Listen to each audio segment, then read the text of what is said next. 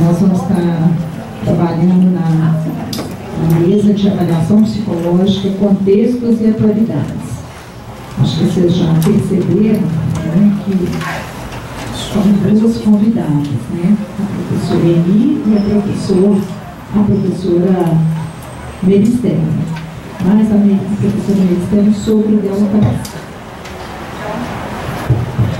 O sogro dela faleceu, então por isso ela não estou justificando a ausência dela, mas numa próxima oportunidade ela vai estar aqui conosco.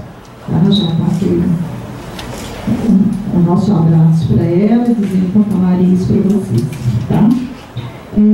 Antes da gente convidar a nossa palestrante da noite, eu gostaria de, como é um evento preparatório, o que é esse evento, a Psicologia em Foco?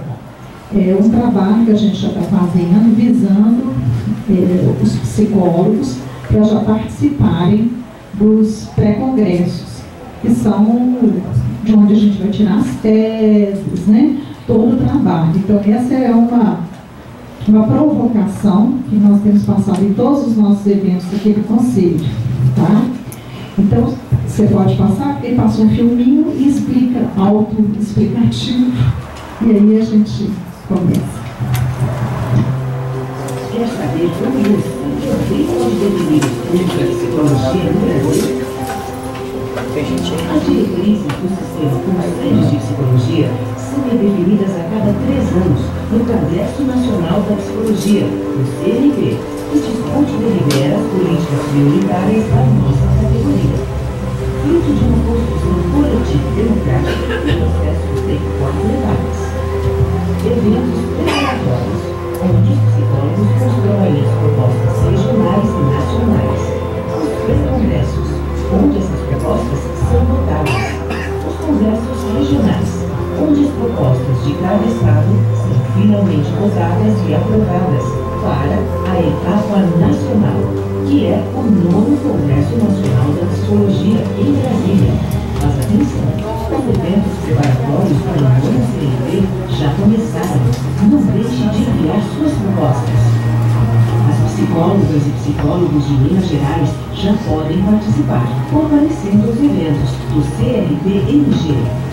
E além de participar de nossos eventos, saiba que você também pode organizar um evento preparatório ou pré-congresso livre. Antes de contribuir, conheça os eixos do novo CNP. Organização democrática do sistema, conselhos de aperfeiçoamento das estratégias de diálogo com a categoria e sociedade. Contribuições éticas, políticas e técnicas do processo democrático e da garantia de direitos. Ampliação e qualificação do exercício profissional no estado de garantia de direitos.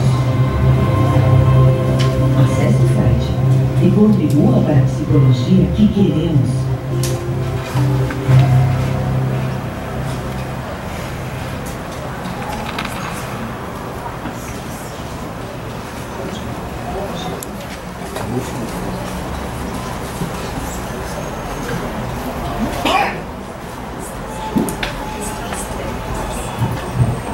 Isso aqui até ficou melhor, né? A Carol está ficando nervosa, assim, rouca, né? Até eu me estranhei aqui.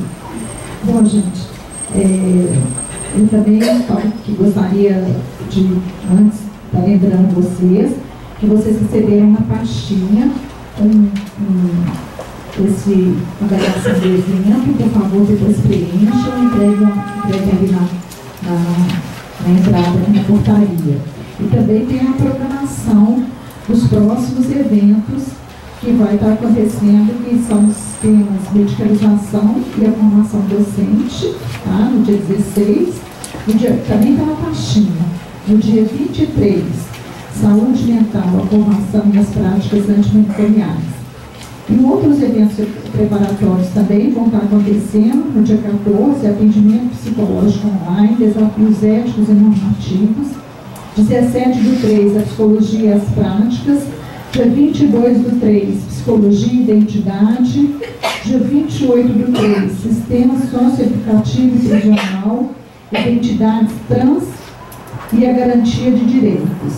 E no dia 31 de março, política de drogas e posição do Brasil na ONU. Então, vocês estão vendo aí a diversidade de temas que nós temos aí e convidamos vocês para estarem participando de todos esses eventos, né, para a gente construir nossa psicologia, né. Então, agora vou convidar, né, a professora Eni Ribeiro da Silva, nossa convidada de hoje.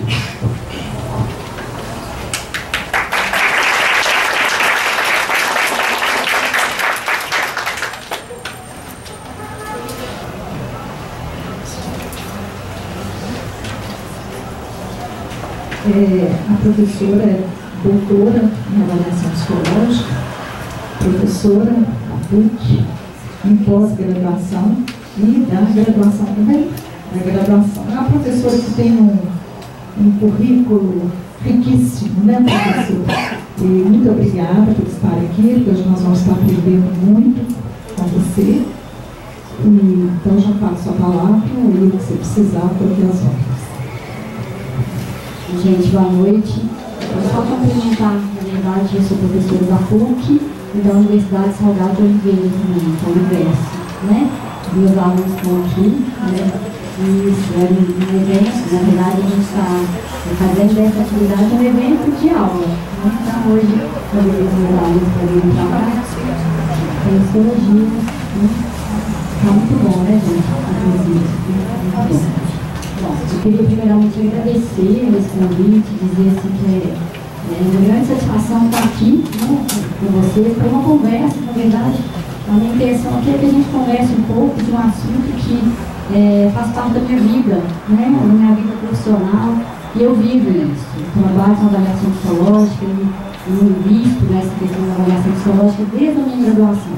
Então, no quinto período, eu descobri que eu gostava de avaliação psicológica e fui investir nisso. Então, talvez, em função disso, que eu tenho um currículo, né, desenvolvendo um pouco com mais questões voltadas para essa área, que eu descobri lá no quinto período que eu gostava, né? Então, não perdi tempo, investi nisso e faço isso até hoje, né? Haja visto que eu fui fazer o doutorado lá em São Paulo, na São Francisco, né? Isso porque... Mas é porque aqui não temos um programa específico, né, de avaliação, um programa específico de avaliação, e eu quis, né, fazer meu doutorado num lugar que tivesse esse foco. Você acha que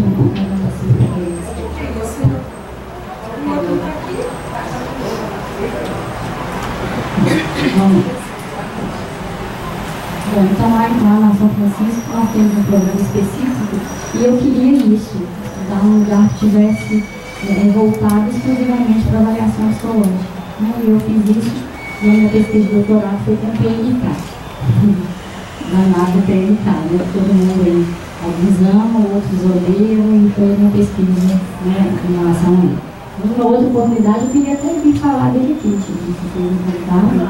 Eu quero vir falar assim, da minha pesquisa. Bom, minha pesquisa eu acho que vai ser importante, né?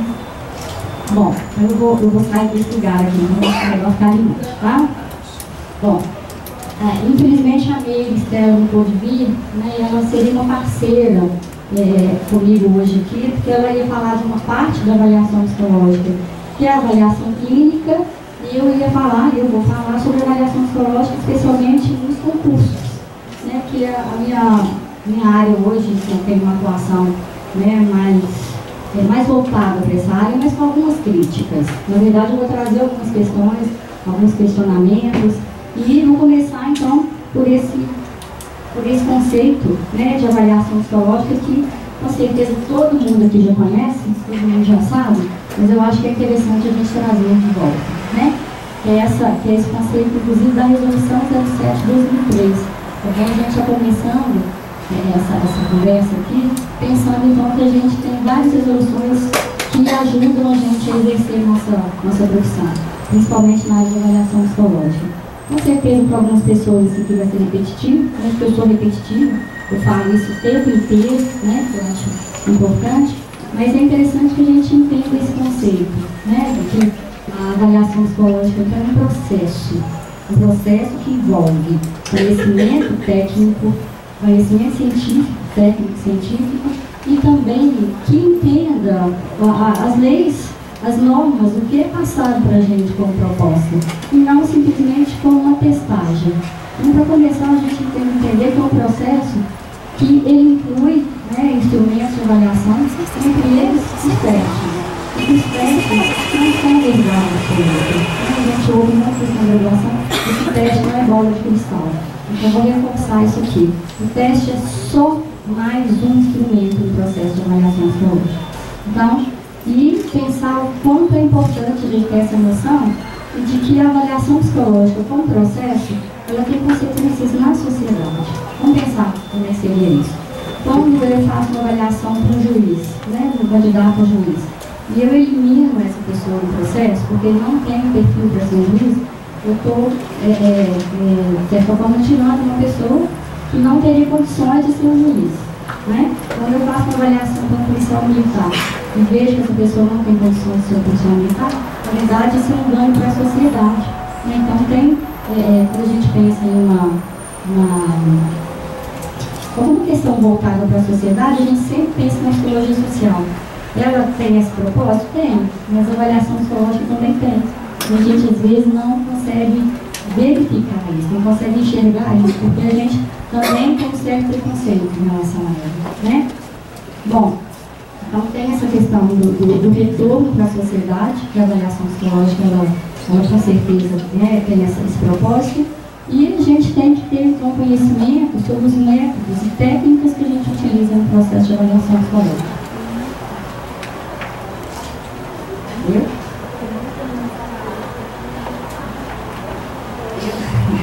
Bom, importante isso aqui também, que todo o resultado do processo de avaliação psicológica, na verdade, ele tem que considerar o sujeito como um todo. Não é só o resultado daquele teste naquele momento. Esse não vira testagem, né? Quando a gente leva em consideração o que aquele sujeito já fez, quem é aquele sujeito, a gente tem a oportunidade de conhecer essa pessoa um pouco mais, a gente está fazendo isso aí que o Conselho, né, que a Resolução 07/2003, ela diz para a gente fazer, né? Então, é considerar os profissionais históricos e sociais, e seus efeitos substitutivos.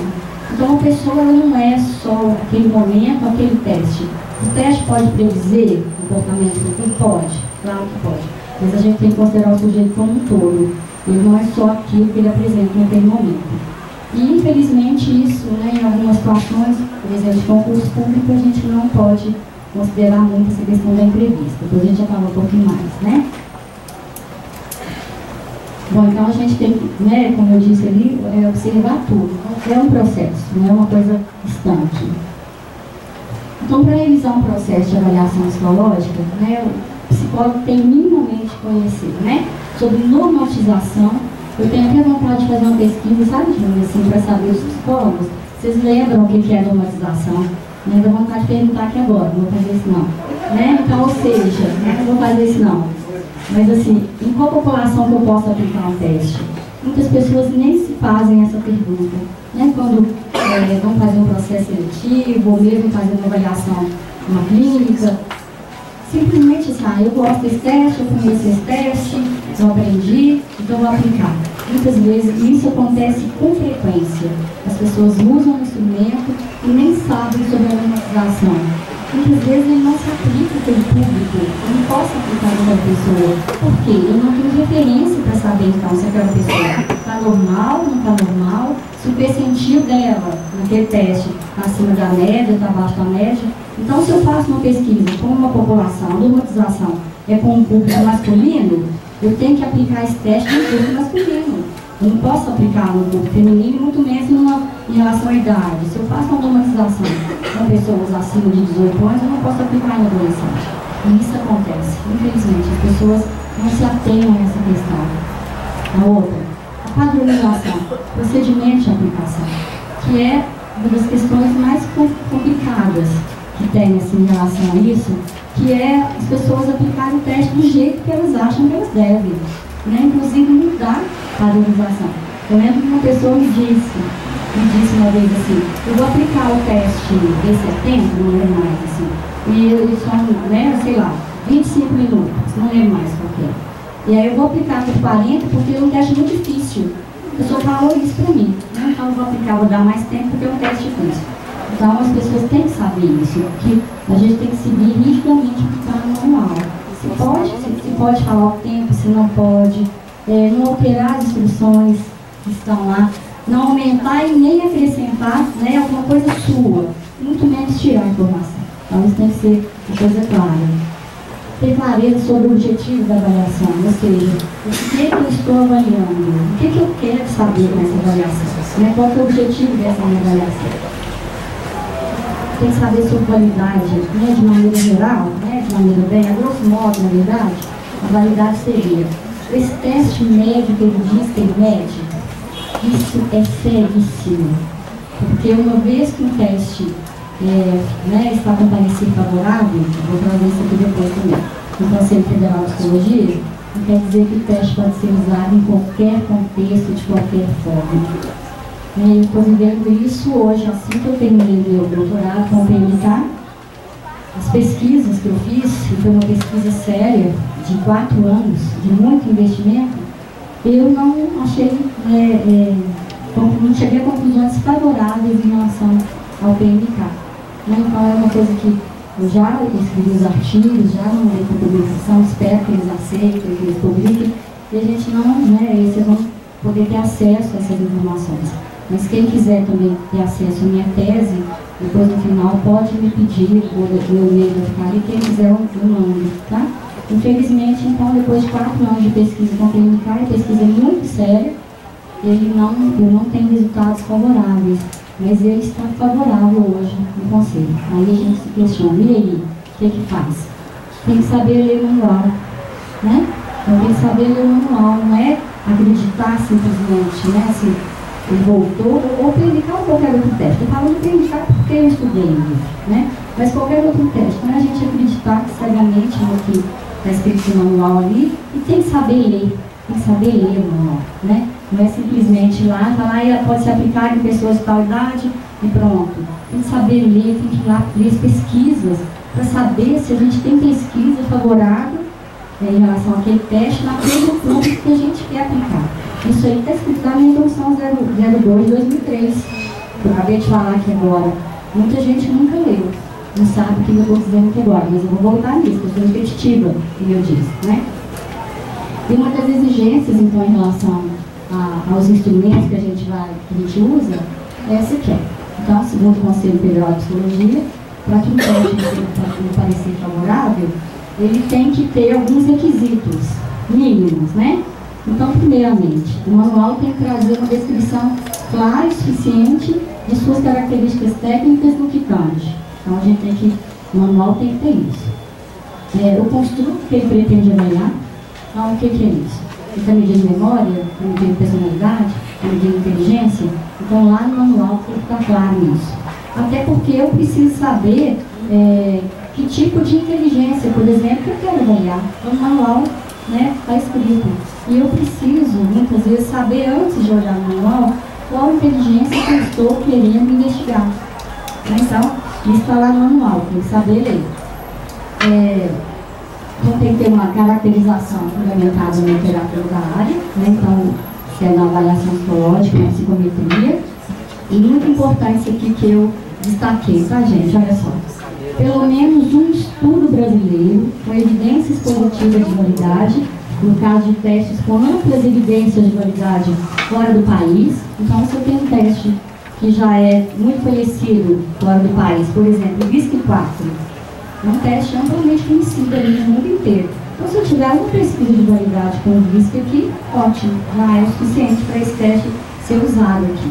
Mas quando ele não é usado, né, conhecido fora do país, como o PMK, por exemplo, eu tenho que ter pelo menos 2 estudos positivos de validade, né? Ou seja, no manual tem que estar escrito que ele, né, que foi feita uma pesquisa com teste, as evidências de validade são positivas e blá blá blá, né?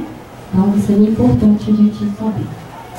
E ainda pelo menos, né, segundo o Conselho Federal, pelo menos um estudo de precisão, né, com resultados acima de 60. Então isso aí, ó, você tem que olhar no manual, na hora que você pega o manual para ler, você tem que observar essas coisas. Mas não é só o que está escrito em termos numéricos. Você tem que ler lá na estrutura, o construto, que tipo de inteligência que esse teste está avaliando. Você tem que saber sobre isso, né? Então, para isso, né, esses são os requisitos mínimos. No entanto, há outras exigências que vão além dessas que estão aí, né, que o Conselho determinou. A Resolução 02/2003 de novo, que eu acho que ela é um marco, né, para a gente, assim, em relação à avaliação psicológica. Ele começou com a 25 de 2001, né? Hoje a 2 de 2003, que é assim, sensacional isso que aconteceu para a gente. Então, olha só, as condições de uso dos instrumentos devem ser consideradas apenas para os conceitos psicológicos, para os quais os estudos empíricos indicaram resultados favoráveis. O que é isso, gente? Se eu vou avaliar uma pessoa para trabalhar como agente penitenciário, o instrumento que eu tenho que usar para avaliar, ele tem que ser testado nessa área. Eu não posso testar com eletricitário, né? Aí tem o resultado. Depois eu vou usar esse teste para qualquer coisa, em qualquer contexto. Então, a primeira coisa que a gente tem que prestar atenção, né, porque eu tenho certeza que quando eles elaboraram essa resolução, eles estavam muito atentos a essa questão, né, que as pessoas às vezes não prestam muita atenção, seria isso, assim, que não pode ser qualquer contexto. Então, se eu vou avaliar um militar, eu tenho que ter feito uma pesquisa nessa área, para saber como é que eu desempenho de um militar nessa área. Então, né, não é simplesmente usar qualquer instrumento. Hoje, graças a Deus, eles estão começando a fazer testes mais voltados para a área do Detran, a área do trânsito. Então, tem lá testes específicos de atenção, por exemplo, voltados para a área do trânsito. Então, a pesquisa é feita por motoristas, ou seja, a normatização é feita com eles. Então, um teste específico, ou seja, atendendo a essa solicitação da resolução do Conselho. O parecer no SATEPS, favorável no SATEPS, todo mundo aqui sabe, né? Todo mundo acompanha. Então, o parecer desse teste, estando favorável, indica que o teste possui pelo menos um conjunto mínimo de estudos que atesta a sua qualidade. A utilidade para algum propósito e contexto específicos dependerá de uma análise cuidadosa desses estudos. Então, ele está favorável. Tudo bem, eu posso usar, mas eu tenho que observar também o propósito desse teste, onde que foi elaborado. Eu posso usar, então, nessa pesquisa, nessa avaliação que eu vou fazer, nesse psicodiagnóstico, eu tenho que observar isso também, onde foi feita essa pesquisa com ele. O psicólogo tem também que reconhecer o caráter processual da avaliação psicológica, né, como eu já disse lá no início, não é só aplicação de teste.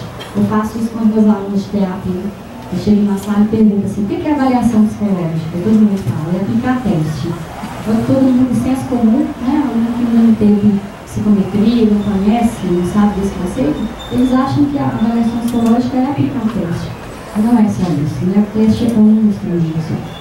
Conhecer a legislação perante a avaliação psicológica brasileira, dentro das quais as resoluções do CFP, Código de Ética Profissional, e tem outros ainda, né? Tem o decreto presidencial 7.400.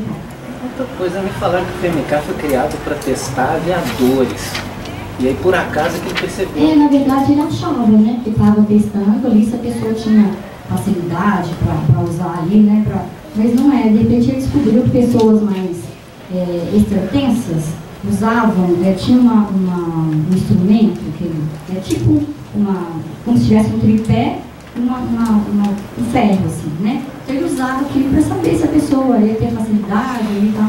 De repente, ele descobriu que a pessoa que era mais extrovertida, ele usava aquele instrumento de uma forma diferente daquela que era introvertida. Aí ele falou, opa, será que eu estou investigando alguma coisa de personalidade? E continuou investigando. Mas sempre as pesquisas iniciais do Murilo foram todas relacionadas à psicopatologia. Na verdade, antes dessa questão do aviador, ele já estava investigando pacientes, né, psiquiátricos. Uma última coisinha, foi feito algum estudo sobre a ligação do PMK com a coração muscular de caráter? O quê? Coração muscular de caráter? Eu Reich? nunca ouvi falar. Wilhelm Reich? Não, nunca ouvi falar. Depois nós temos que conversar. Eu nunca ouvi falar. Pode ser ignorância minha, mas eu tentei achar todos os trabalhos do Luiz Lopes, tudo que você imaginar, não só aqui no Brasil, mas fora do Brasil também. Fiz uma parceria com a PUC, que conseguiu material em todo lugar que tinha material do Luiz Lopes. Eu consegui. Li todo o material que eu consegui acessar. leitura e nunca vou falar sobre isso. Tá? Vamos lá então. Então, assim, bom, então a seleção de pessoal que eu estava falando. Então a gente busca, né, identificar o perfil, né, e as habilidades daquela pessoa para aquele caso. Antigamente tinha aquele conceito assim, o homem certo no lugar certo, né? Estudo marinho, tá? Eu quero saber se a pessoa tem um perfil, tem uma habilidade, então, para exercer aquele cargo. Bom, eu queria que a amiga Estela tivesse mais aqui para conversar comigo, mas talvez a Gina possa nos ajudar aqui. Tem uma discussão que eu queria trazer aqui em relação à avaliação psicológica na clínica, no psicodiagnóstico, que era uma questão que eu até vi aqui no CRP, do tempo, para, né, discutir com as pessoas aqui, que é a questão do diagnóstico. Para que a gente faz um psicodiagnóstico? É para chegar no diagnóstico, não é, gente? Não é? Não é isso? Então, a gente pode fazer o diagnóstico. Todo mundo concorda? Eu também concordo, eu faço isso a vida inteira. Se eu estou fazendo errado, então eu tenho que rasgar meu diploma, né? Porque eu até pedi que a Lili começasse, né, buscasse isso para a gente discutir um pouco, assim.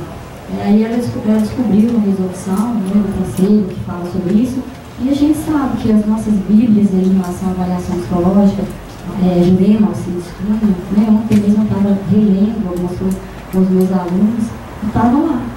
É isso? Falando lá, inclusive, o diagnóstico, deu o diagnóstico ainda, né? Falando de um caso, o diagnóstico é esse, eu falo assim, não sei o quê. Você está vendo? Aí, né? Então, mas é uma coisa que eu queria trazer, porque eu ouvi um colega disse que o psicólogo não pode fazer o diagnóstico. Só pode fazer, assim, mais ou menos, assim, hipótese. Isso eram os médicos que estavam tentando tomar os testes da gente. Isso, eu sei. Aí, só que o que acontece? O que a gente descobriu? Eu até conversei com a amiga por telefone.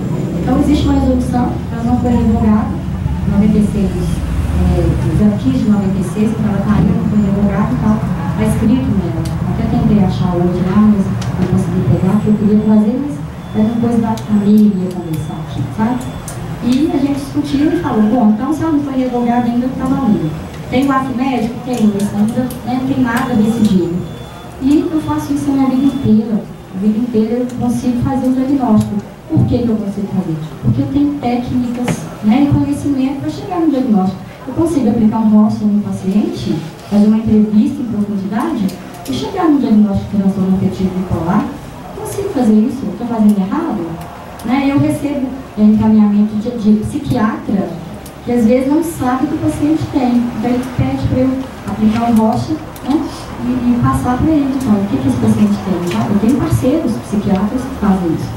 Aí uma pessoa falou, né, na sala de aula com os meus alunos, eu falei, vamos levar lá para a gente conversar, né? Vamos discutir, né? Inclusive esse convite vem boa hora, né, gente? Assim, para a gente conversar sobre essas coisas, aproximar todo mundo aqui, né, do conselho, para a gente tirar essas dúvidas. No outro dia eu vim aqui, no conselho. Eu escutei isso num dia, no outro dia eu vim aqui, chamei uma pessoa aqui, né, um responsável técnico aqui, falei, vem cá, a gente pode dar diagnóstico ou não pode? Ele falou, pode. Então, tá bom, e só isso, eu vim aqui para isso, porque eu não consigo, né, chegar na sala de aula, escutar o aluno falando uma bobagem ou eu falar uma bobagem. Né? O que eu falo está no livro, né, faz parte da minha prática, mas inventar essas coisas não. Eu queria falar só uma coisa, minha sobrinha está fazendo sociologia e ela descobriu que profissão de médico não existe.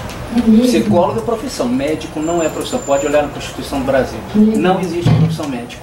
Nós podemos mandar neles, eles não podem mandar em nós. Segundo a Constituição brasileira. Olha só, e é por isso, e é por essas e outras, alguém, né? Por essas e outras que eu não consigo aceitar isso, assim, sabe? De que a gente então tem que ficar num lugar secundário de fazer assim, um parecerzinho, eu falo ligeiro, né? Não é isso, gente? Quem está aqui, né, pode me ajudar.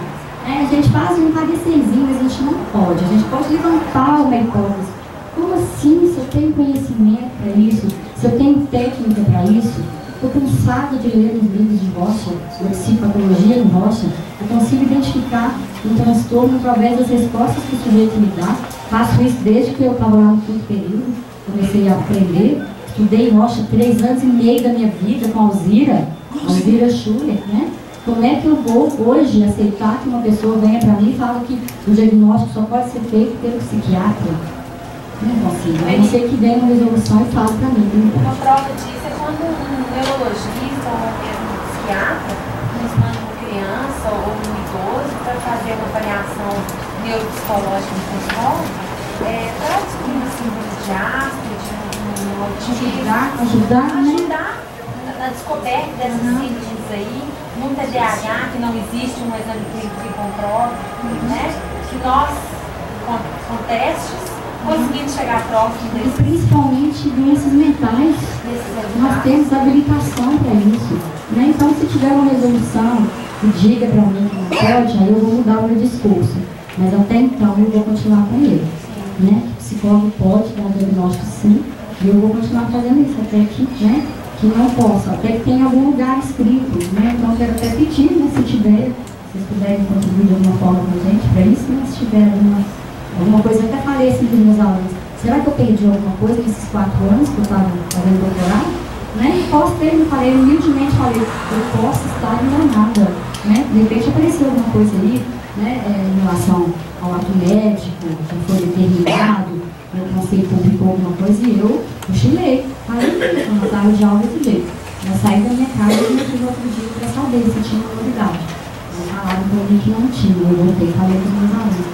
Então eu acho que é isso, sabe? Não é a gente acreditar em tudo. Eu falo isso para os meus alunos o tempo todo. Vamos, né, a gente questionar, vamos sair desse lugar assim, de aceitar tudo. Porque se eu não estivesse lá, nesse lugar, os alunos iam sair de lá dizendo que a gente não pode fazer diagnóstico. Não é verdade, meninas? Né? Porque uma pessoa, né, que tem autoridade, falou que não podia fazer diagnóstico. E eu não sei. Por que a gente faz psicodiagnóstico então? Por que a gente aprende teste? Por que a gente aprende psicopatologia? Se a gente não pode, então, depois dizer o que a pessoa tem. Aí eu posso fazer uma hipótese e alguém vai depois falar. Obrigada.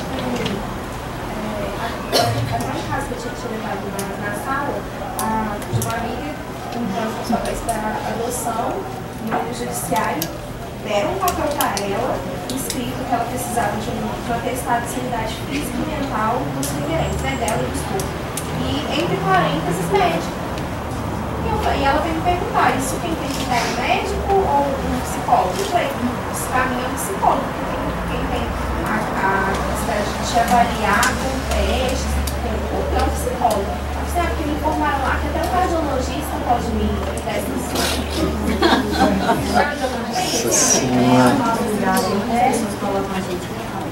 eu fiquei indignada.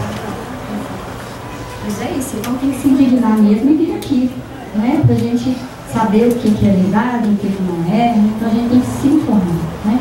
Então, em relação ao psicodiagnóstico, infelizmente a Miriam não está aqui, né, para discutir com a gente um pouco, mas era essa questão, né, mais premente que eu queria trazer para cá, para todo mundo, né, para a gente discutir e de repente possa até mudar de ideia, para alguém me convencer, tudo bem. Aí vamos voltar aqui então para o tema que eu queria discutir um pouco, que é essa questão dos concursos públicos.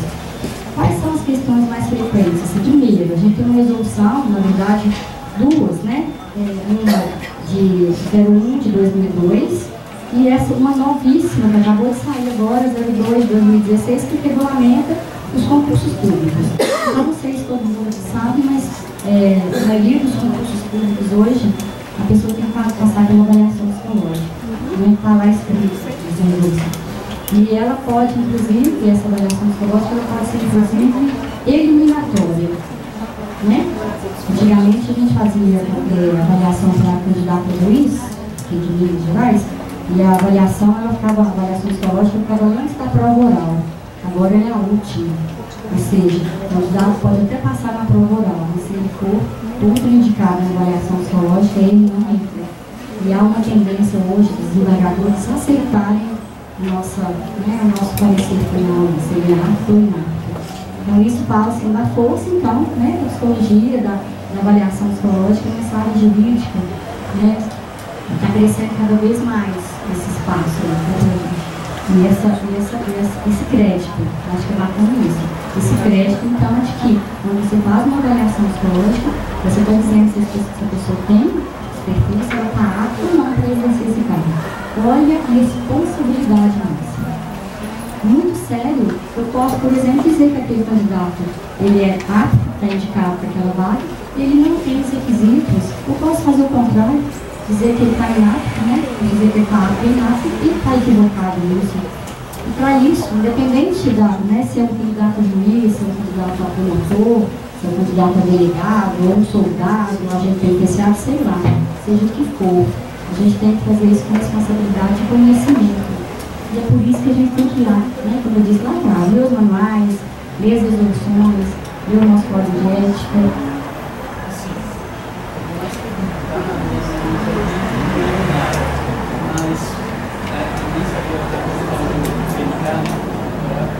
Porque o PNCAD foi usado como concurso da polícia recentemente, né?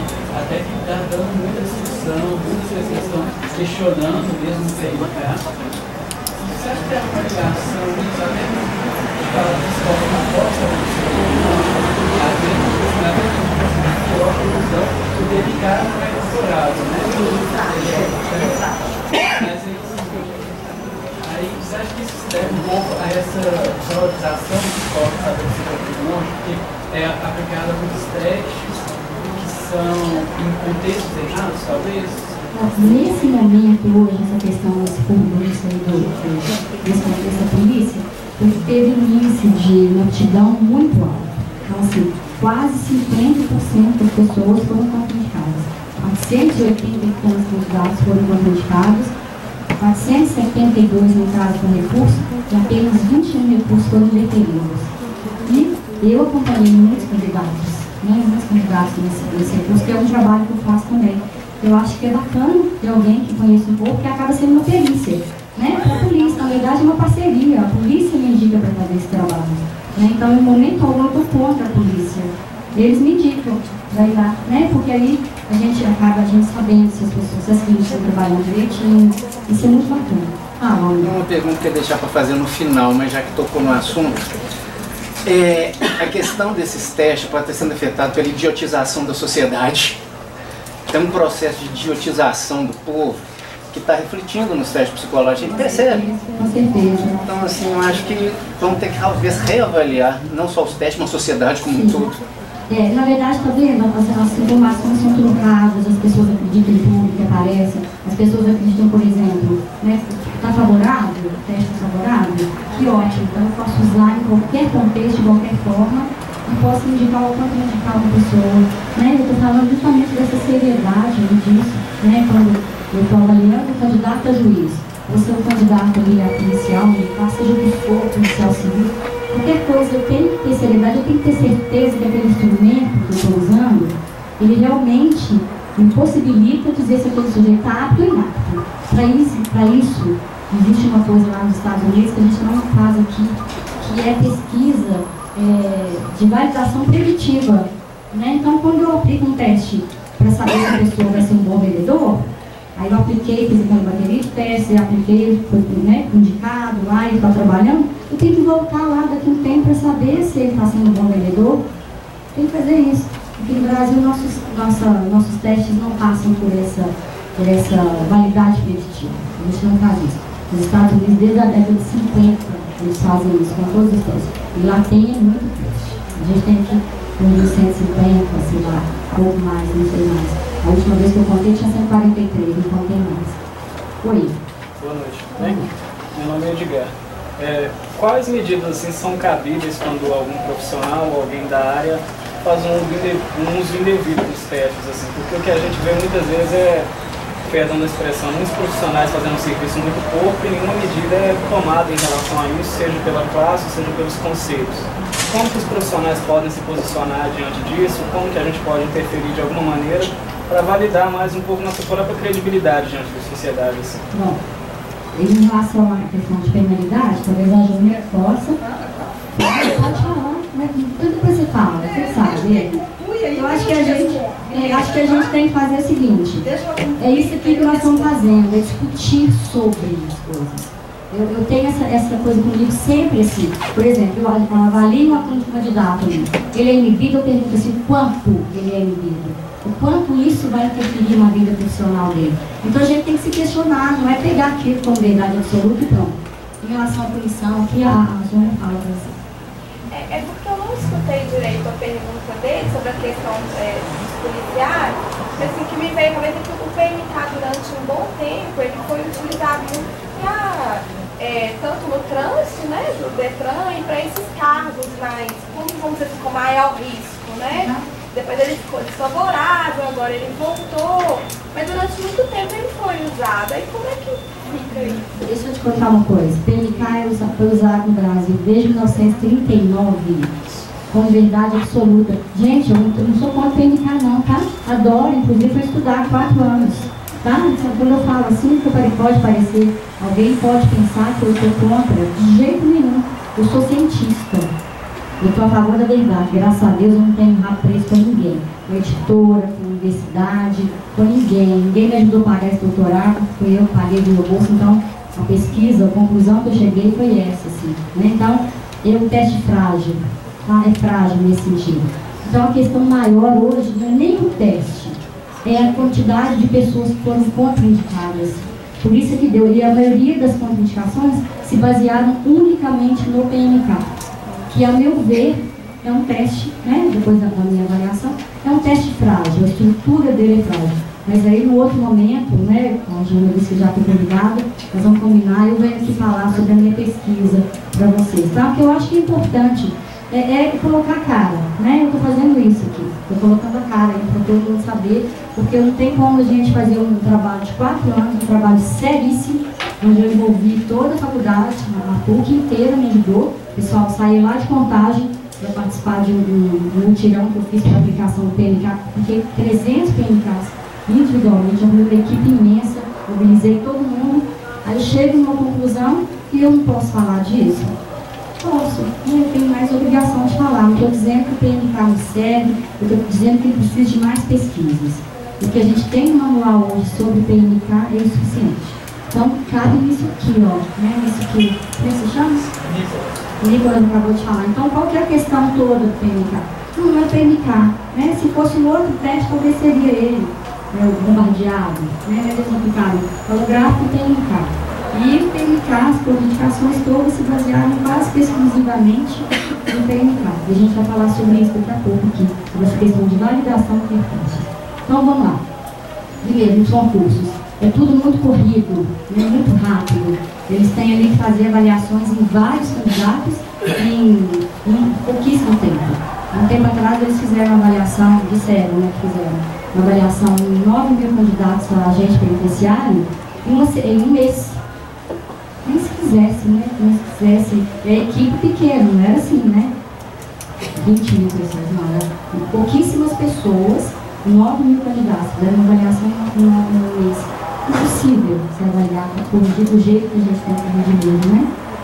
A falta de instrumentos específicos para aquele contexto, então às vezes a gente não, aquele instrumento não foi avaliado naquele contexto, então a gente não sabe, né, se realmente o resultado dele é válido para aquilo. Então, né, a gente não tem muitos instrumentos, a gente tem poucos instrumentos. Por que isso? Porque a gente não tem incentivo à pesquisa. O Brasil é um país onde não há essa cultura de pesquisa, né? As agências faculdades particulares, por exemplo, não tem. A gente tem que colaborar, as federais ainda têm esse incentivo, mas não tem muitas vagas. A gente tem que fazer por conta própria. A entrevista psicológica, né, que a gente não pode usar em concurso público, porque os juízes não reconhecem esse instrumento como objetivo. Na verdade, não é. Né? Ele não é subjetivo uma vez que ele é estruturado. Mas se eu gostar aqui, né, de uma pessoa, a Ana está aqui, eu estou entrevistando a Ana. Aí eu gostei dela, do jeitinho dela, eu vou ter uma conclusão sobre ela. Agora, se é uma outra pessoa que vai avaliar a Ana, que, né, não gostou dela, ou gostou demais do cabelo dela, invejosa, ela não vai, né, vai ter um outro parecer sobre ela. É verdade, né? Então, a entrevista realmente ela não é objetiva nesse sentido. E por isso que os juízes não reconhecem. Então, tem outras opções aí que as pessoas usam, né, que a gente questiona. A falta de conhecimento, né, técnico, porque as pessoas acham que fazer avaliação é simplesmente aplicar e corrigir teste, como a gente já viu aqui, infelizmente, né, e acaba então acarretando essa coisa, indica uma pessoa que não tem habilidade ou perfil, vamos dizer assim, né, agora isso também não seja politicamente correto dizer, enfim, não pode mais falar isso. né? Mas é uma pessoa que não tem ali as habilidades necessárias que tem, né? O excesso de confiança nos testes, né? Eu costumo dizer assim, quando alguém me escuta falar, pensa assim, nossa, eu detesto teste. Não é nada disso. Teste você tem que respeitar, não idolatrar.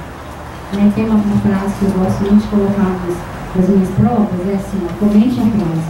O psicólogo tem que ser mais inteligente que os testes. Né? O Juliano Alcides falou isso.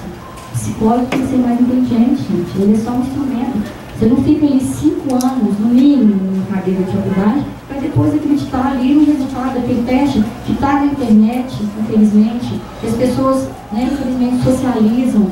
Né? Quantos candidatos se preparam para as avaliações, falam como é que tem que ser. Então, a primeira coisa, o primeiro contrato que eu faço com os meus alunos, que eu começo a ensinar no teste é: não pode sair daqui combinado, né? Todo mundo tem aluno que sabe. Não pode socializar. Socializa essa informação. Todo mundo tem direito à entrevista de avaliação. Essa vocês podem passar. Agora, como é que fazem para avaliar? Como é que fazem o G2 ou outro teste? Né? Não pode. Então, eu faço esse contrato com eles justamente, né, para não ficar banalizado. Senão a gente não vai ter nada depois. Né? E principalmente isso, né, essa questão da falta de competência e de conhecimento mesmo para entender os pressupostos da avaliação psicológica. Não estou falando aqui de como que aplicar e corrigir, estou falando de pressupostos. Aquilo que eu disse antes, assim, quero avaliar a inteligência, que inteligência eu quero avaliar? Quero avaliar a memória, qual memória que eu vou avaliar? Né? Não simplesmente ver as regras de aplicação, padronização, aplicar um teste de corrigir. Saber que tem um conhecimento que vai além disso.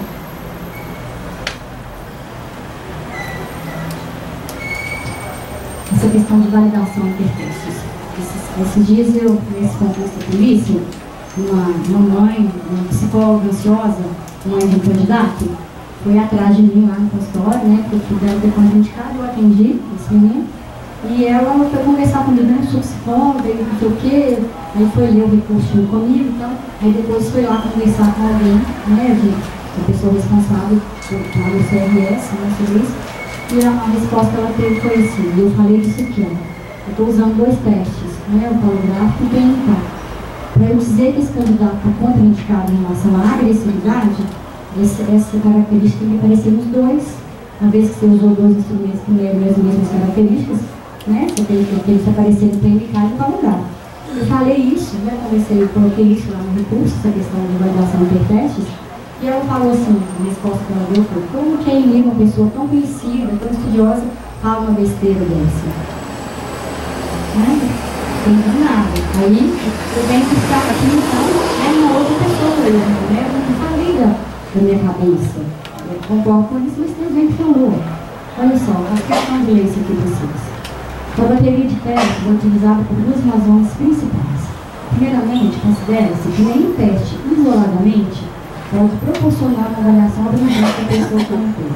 Em segundo lugar, o emprego de uma série de testes envolve a tentativa de uma validação interteste dos dados obtidos, a partir de cada instrumento particular, diminuindo dessa maneira a margem de erro e conhecendo o melhor fundamento para se chegar a referências clínicas. Eu não tirei da minha cabeça isso não, né? Foi a Juliana que falou, né? Ela pegou até o extra lá, 1980 que trouxe isso para a gente. Então a pessoa falou isso, aí a gente percebe que a pessoa então está num lugar desse, mas não tem, né, o conhecimento e faz uma crítica dessa, né? Então ela que não sabe, eu vou mandar para ela. E finalmente, essa questão do direito, né, que o sujeito tem a entrevista de evolução.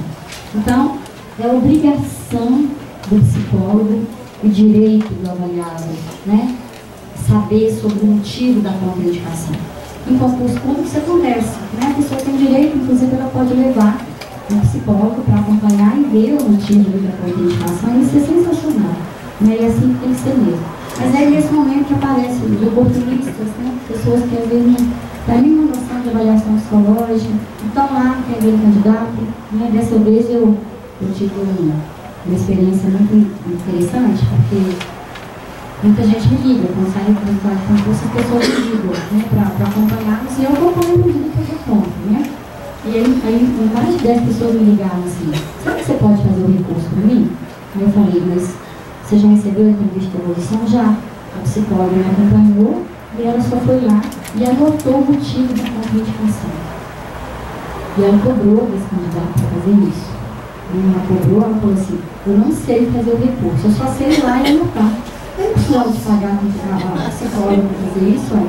Era só ir lá, a polícia faz isso, né? O pessoal das clínicas, eles fazem isso. Fala para o candidato, para o motivo da contraindicação, conversa um pouquinho com ele.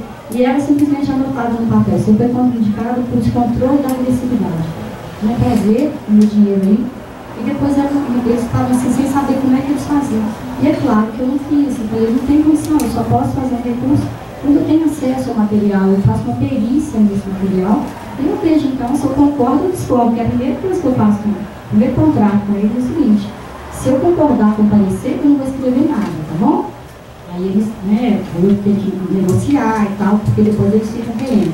Teve um candidato uma vez que ele foi contraindicado por baixo nível intelectual e agressividade. Fiquei uma hora conversando com ele, né, dizendo que eu não ia fazer o recurso dele porque eu concordava com o parecer.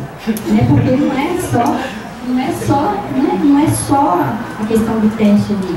Eu converso com a pessoa, faço uma entrevista com ela, eu fico ali um tempão conversando. E onde você mora?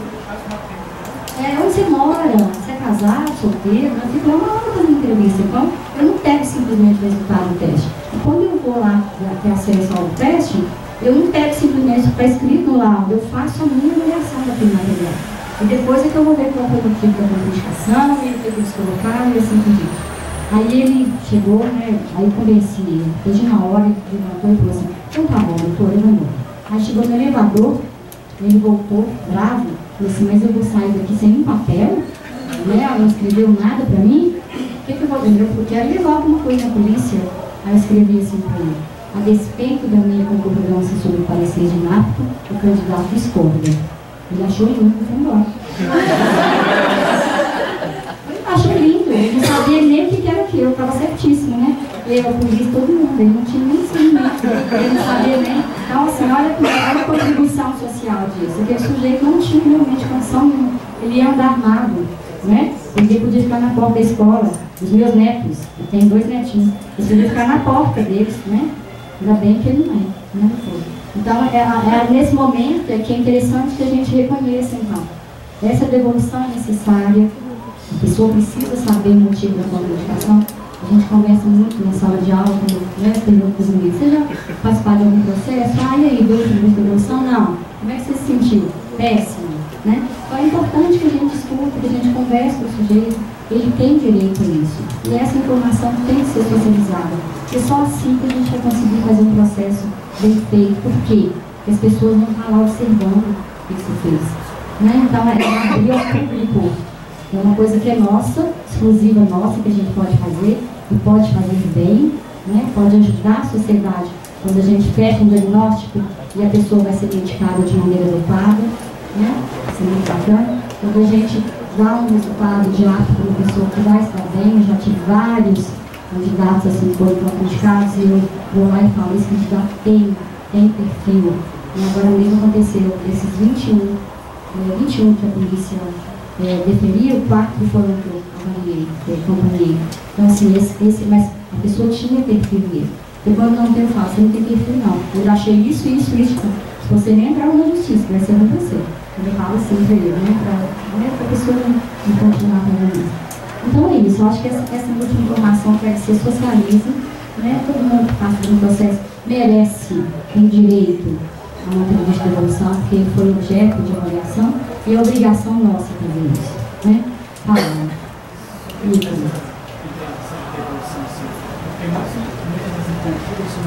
Contratar uma empresa especializada para fazer essa transmissão. Essa entrevista devolutiva, ela pode ser feita integralmente assim, depois do teste. Como que vai correr por parte dessa empresa que fez a avaliação? Depois do resultado. Então, todos os concursos, a pessoa tem um momento que ela, né, pode procurar para ter entrevista de evolução. Então, o candidato do Ministério Público foi contraindicado, o candidato a juiz, já divulga lá que ele foi contraindicado e marcando lá a data da entrevista de evolução para ele. Mas aí, na primeira entrevista, nessa fala, ele foi inapto, e é isso. essa entrevista. Quando que a gente vai saber mais? Se quiser saber o porquê, aonde que ele foi, qual é. Se ele for acompanhado por um psicólogo, e só o psicólogo tem acesso aos testes dele. Aí o psicólogo é obrigado a fazer essa entrevista de evolução. Esse aqui. A entrevista de evolução é o psicólogo que faz.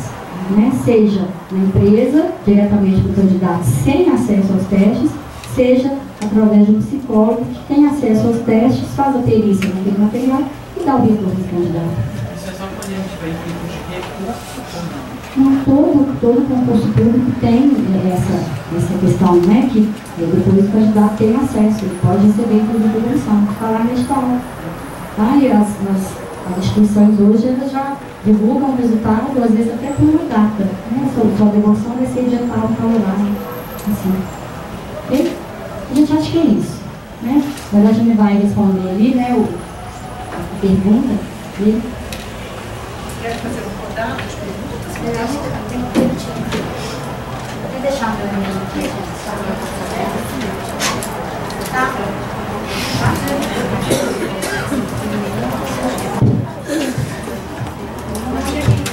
Vamos fazer uma rodada de perguntas. A gente já tem uma pergunta.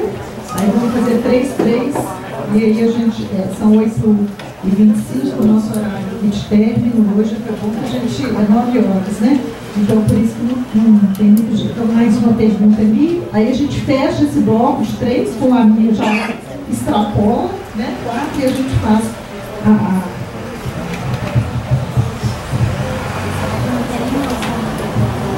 Olá, meu nome é Marina, eu sou aluna do 7º período. Eu tenho 2 perguntas. A primeira existe um movimento dentro do Conselho, eu não sei dizer a magnitude desse movimento, é que os psicólogos só possam aplicar testes depois de ter feito uma pós-graduação e uma avaliação psicológica. Porque na graduação a gente não teria formação suficiente para aplicar testes. Eu queria saber a sua opinião. E a segunda é que testes projetivos são muito criticados, especialmente em contextos em que não é possível fazer um acompanhamento terapêutico com o paciente cliente. E queria saber também a sua opinião a respeito do uso de testes projetivos nesses contextos, como são os contextos de concurso público e coisas assim. Obrigada.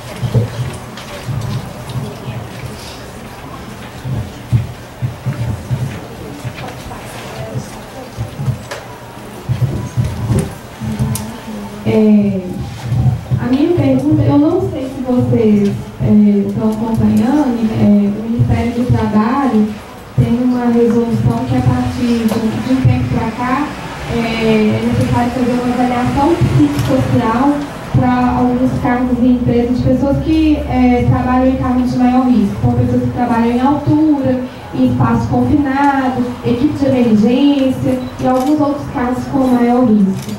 E aí, isso não tem um tempo, mas eles falam na resolução de uma avaliação psicossocial, não falam exatamente o que seria essa avaliação e como deveria ser. O que tem alguns poucos artigos e estudos que tem sobre isso, tem falado que a avaliação deve fazer parte dessa avaliação psicossocial a aplicação de testes, além de outros instrumentos.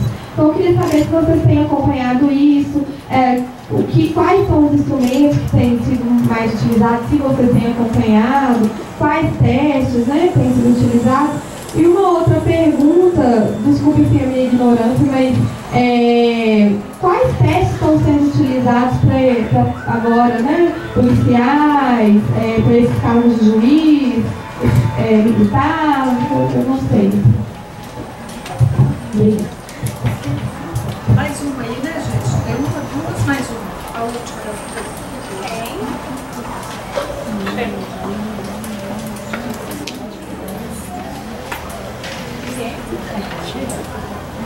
Bom, então deixa eu fazer uma aqui, para não perder o ar. Alguma coisa sobre leitura corporal, alguns testes? Uso de leitura corporal acoplado ao uso de testes?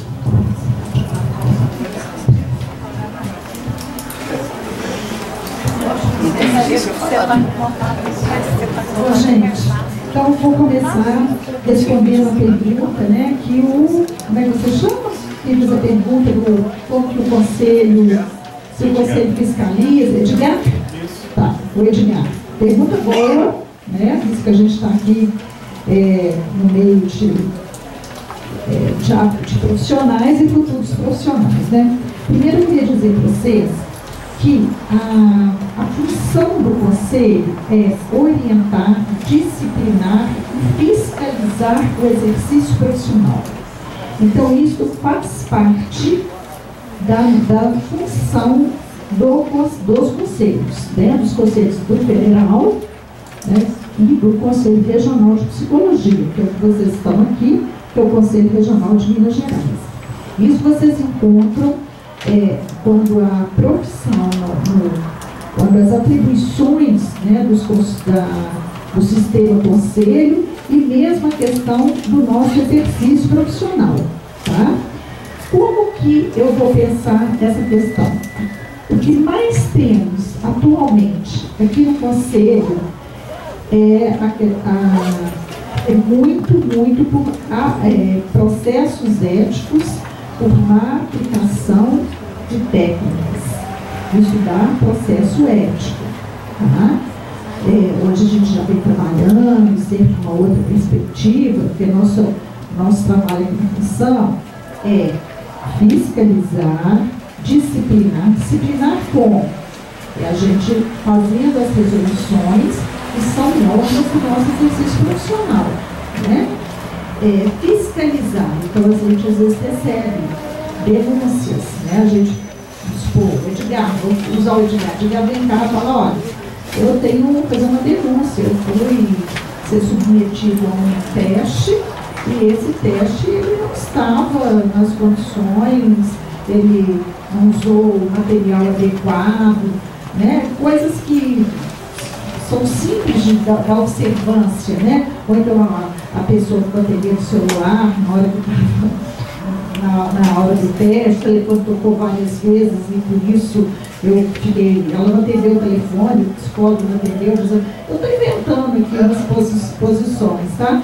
Mas são situações que aí o Conselho fiscaliza sim, tá? O Conselho vai, a gente tem uma equipe que chama, a equipe até que a professora Eni fez referência, que é a comissão de fiscalização e orientação, que é composta por psicólogos que trabalham aqui no Conselho, tá? Que tem a função, né? São psicólogos de concurso público, né? Visto que aqui é uma entidade pública, né? Já tem todos os funcionários aqui são concursados, né? Menos os conselheiros, porque os conselheiros e os colaboradores, né? Eu sou uma colaboradora do Conselho, né? Então a gente está sempre querendo também um colaborador, né? A gente está querendo sempre dialogar, né? E aí nós fazemos há visitas nos locais onde a gente tem alguma denúncia, quando a gente, para a autorização de uma PJ, que a gente chama de PJ, da pessoa jurídica e a pessoa física. A pessoa jurídica são as clínicas, né? Elas têm que ter um documento, uma certificação das PJs e passam pela essa visita dos nossos técnicos, tá? Então a gente olha sim, tá? Não é que não existe e essa é uma das funções que a gente tem que estar sempre atento, né? A Eni também me fez uma provocação da questão do diagnóstico, né? Eu acho que também isso aqui tem, né, na nossa função, que nós temos como função diagnosticar. Diagnosticar, eu acho que é uma das nossas funções. Inclusive, outro dia, eu estou dando essa notícia, eu só escutei essa notícia naquele jornal das 19 horas, eu esqueci o nome da rádio. Voz do Brasil. E um juiz deliberou uma empresa, não aceitou o atestado de uma psicóloga dando licença para uma pessoa. Gente, notícia, mas notícia de uma fonte fidedigna, né? E aí, esse juiz não deu grande causa para a empresa e sustentou a posição, disse que era a posição. Eu fiquei assim, está muito no trânsito, né? Eu adoro escutar Voz Brasil, né? Notícia, né? Eu sempre ligava nas notícias. E eu adorei, né? Porque eu acho que mostrou a força da nossa profissão no sentido do respaldo teórico que temos que ter. Por isso que a professora Eni, ela é tão rigorosa. E quando ela diz que ela é repetitiva, e nesse momento eu acho que o ser repetitiva é que nos garante, né, a epistemologia da teoria. Né? Então ela não é repetitiva. Ela simplesmente está sustentando para vocês, teoricamente, onde que é a morada de cada um de nós no exercício da nossa ética profissional. Né? Eu acho que isso não tem como a gente tá dizendo. Então, o diagnóstico, não. Há uma outra, só que essas todas têm questão com a psicologia, com o conselho, e aí que eu posso, né, estar colocando para você.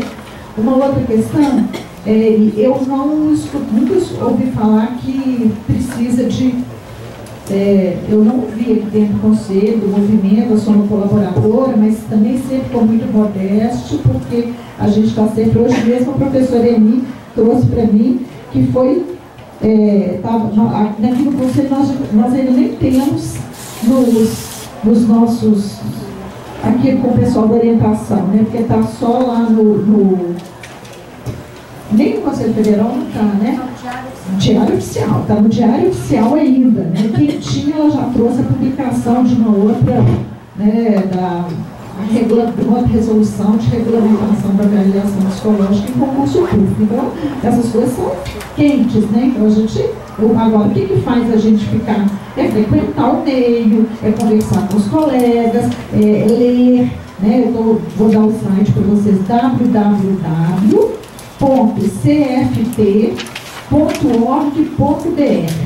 Lá vocês vão encontrar o que eu estou falando para vocês, código de ética. Código de ética é para vocês usarem e abusarem o tempo inteiro, tá?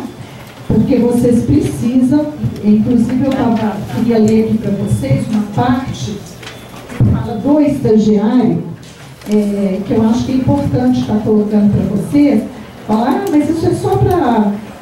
não, o psicólogo, nós professores, porque eu também sou professora, né? Nós temos que ser responsáveis pelos estagiários. Falar, olha, podemos fazer essa técnica assim, não podemos, vamos usar X, mais ou menos o número de alunos. E também, olha aqui, para vocês verem, verificar pessoalmente, abre aspas, verificar pessoalmente a capacitação técnica de seu estagiário, supervisionando-o e sendo responsável direto pela aplicação adequada dos métodos e técnicas psicológicas e pelo respeito à ética profissional. A frequência às aulas não deverá, em hipótese alguma, ser prejudicada pela necessidade de comparecimento ao estágio. Todo documento produzido pelo estagiário, como também as anotações dos prontuários e os registros documentais, como no caso da professora, dos usuários, deverão seguir as determinações da resolução CFT 07, vocês escutam direto falar dela, de 2003, e a resolução CFT número 01 de 2009, e deverão ser assinados em conjunto com o supervisor, ou seja, vocês já estão fazendo exercício profissional, e aqui já está garantido. Tem uma outra parte que eu queria ler para vocês, que diz que em nenhum momento o fato de vocês estarem de férias, eu não estou conseguindo localizar aqui para ler, mas eu também quero passar para a professora, mas eu vou resumir, né, o fato de vocês estarem de férias escolares não os libera de estar acompanhando o estágio que vocês estão nele, né? Então, professor, dá uma presença aqui para mim, porque eu vou ter que entender agora, e estou com o paciente aqui, não justifica, já está aqui no código de ética de vocês também, né? Então, a gente tem isso atrelado.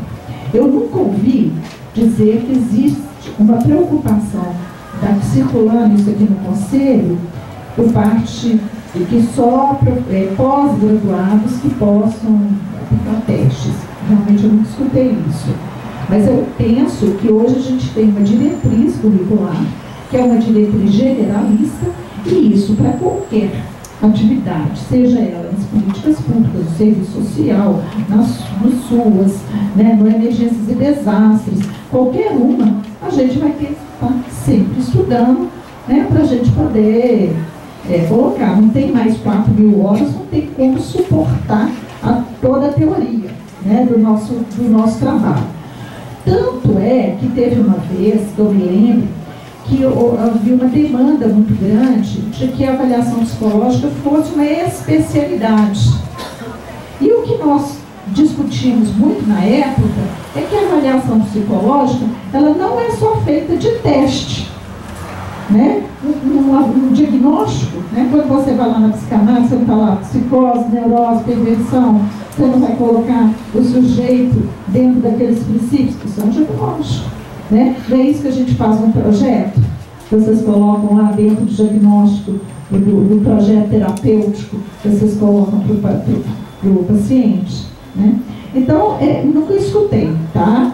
Acho que existe assim, que a gente tenha cada vez mais,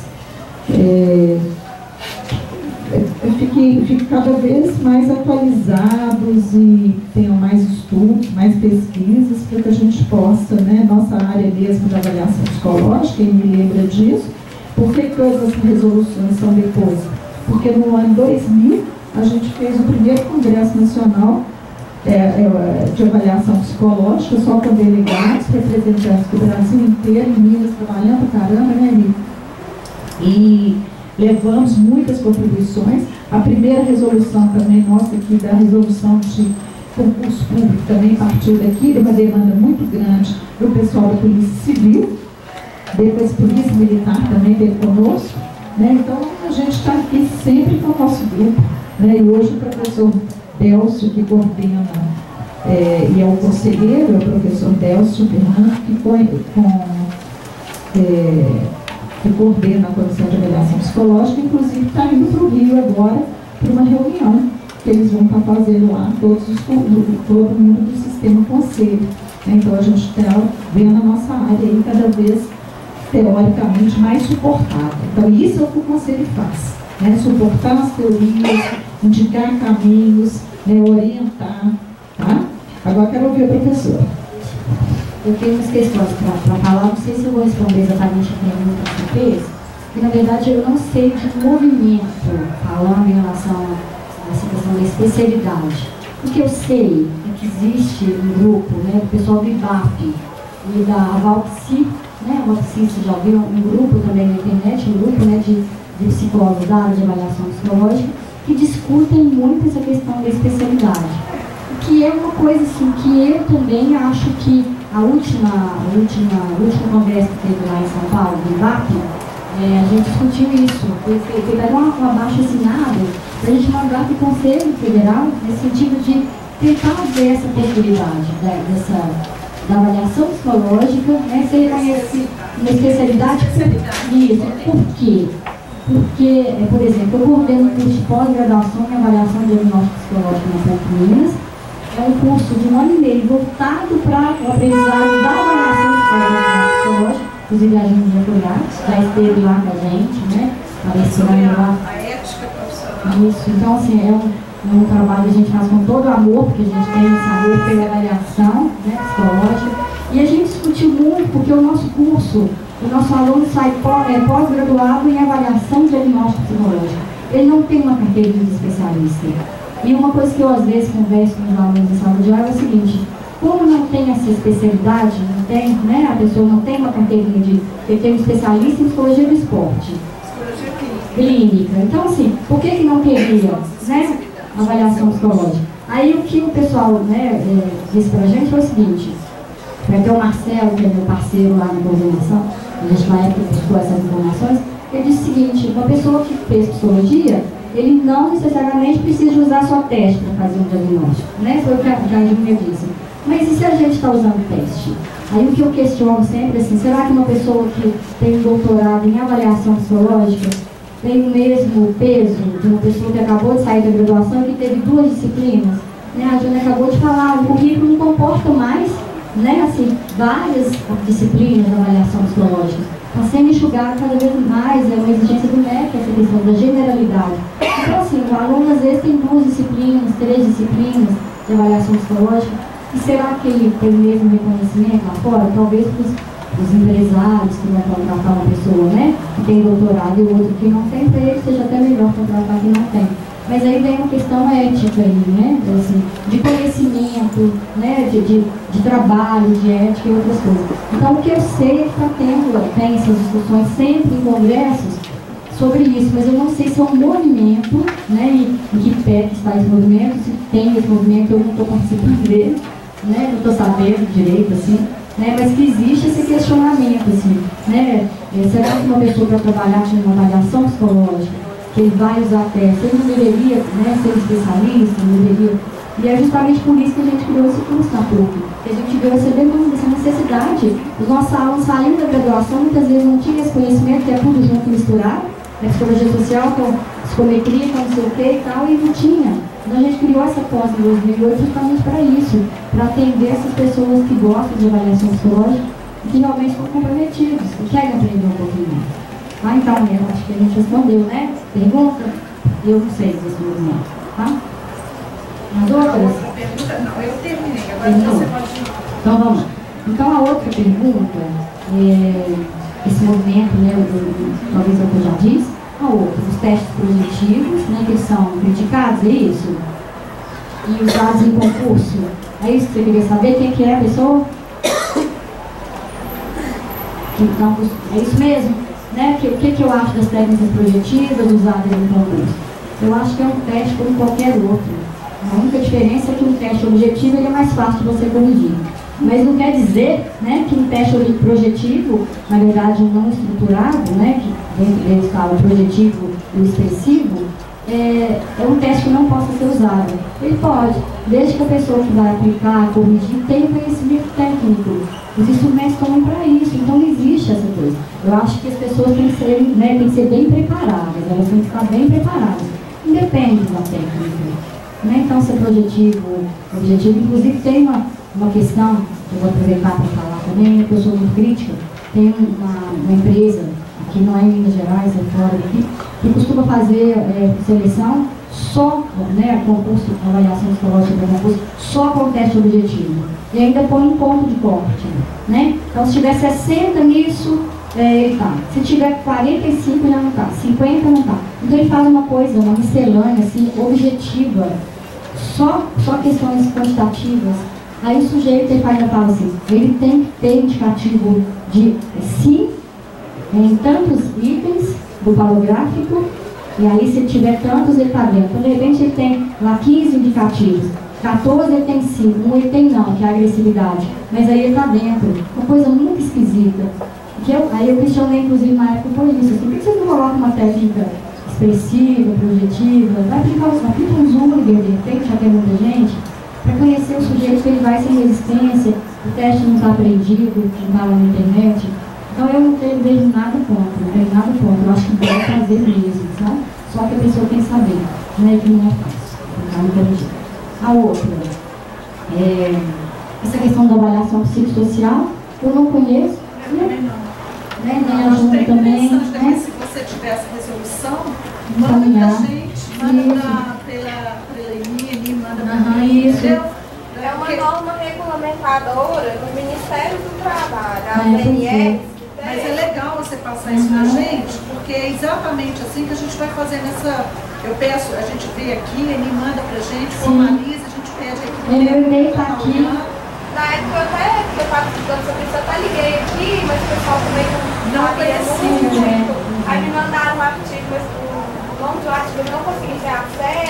Quem entendeu o pessoal daqui ou onde você? Não, daqui. E onde você conseguiu essa informação? É porque eu trabalho na área de saúde do trabalhador. Sim. E aí agora não, já tem um tempinho, mas agora o pessoal está correndo mais atrás, porque as empresas estão sendo obrigadas, porque eles têm que passar pelo exame médico quando você vai entrar numa empresa, né? vezes maior. E aí agora, para o pessoal que vai trabalhar com espaço confinado, altura, equipe de emergência, além do médico, você tem que passar por uma avaliação que eles estão chamando na norma regulamentadora de avaliação psicossocial, POR. Aí alguns estudos aí que eu consegui, pouquíssimos, traz alguns psicólogos falando essa avaliação. O que é avaliação psicossocial? Que a Organização Mundial de Saúde traz algumas coisas.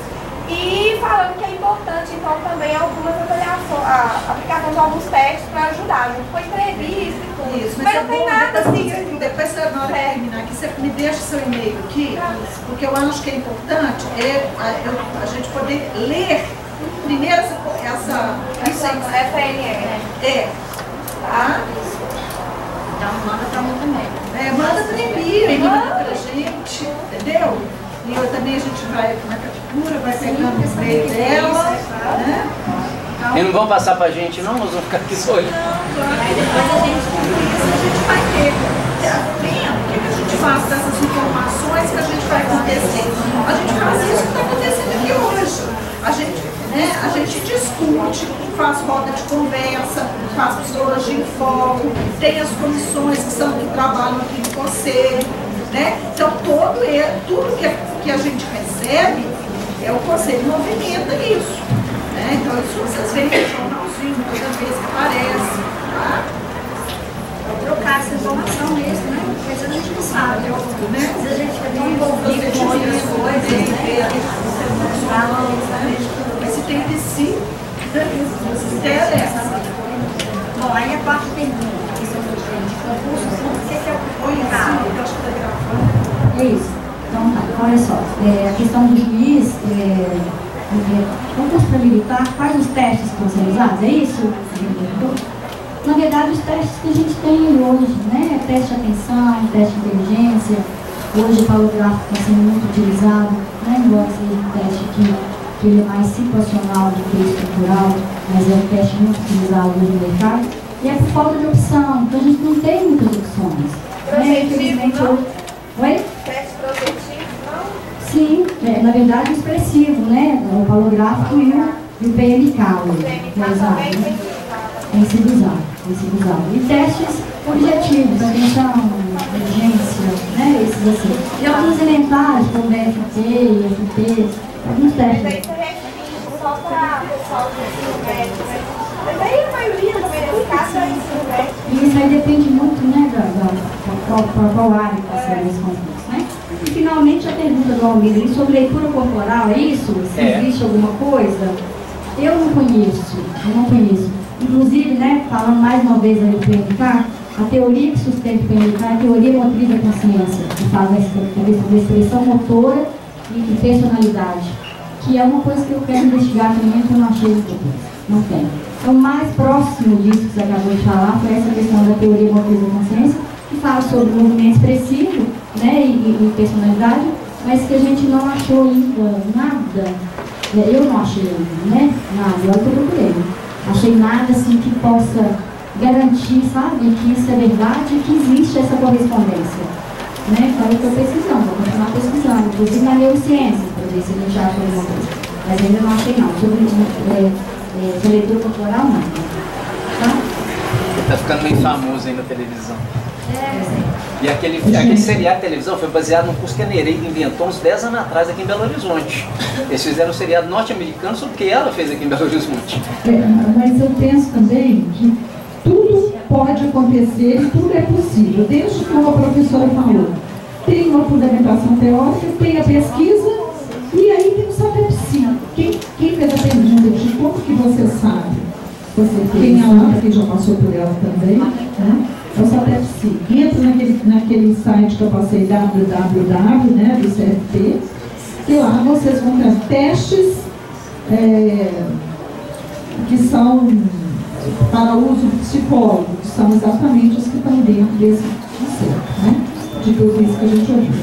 Bom, gente, nós estamos assim, pontualmente, né? Conseguimos e foi ótimo também, né? Porque aí eu não precisei ter que ficar cortando a professora, porque eu ia passar uma perda na panela de um lado, e a professora Emê do outro, a professora Meistela de um lado, a professora Emê do outro, ambas extremamente competentes, e a gente ia querer ficar mexendo no tempo.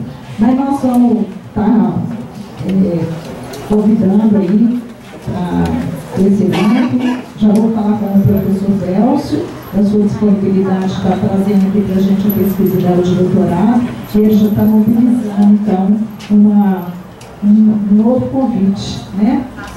O professor Delcio te mandou um abraço, né? Falou que não estava aqui exatamente no seu campo de trabalho, e a professora Meristela, a gente, os sentimentos, né? E que numa próxima a gente possa estar aqui contando com ele.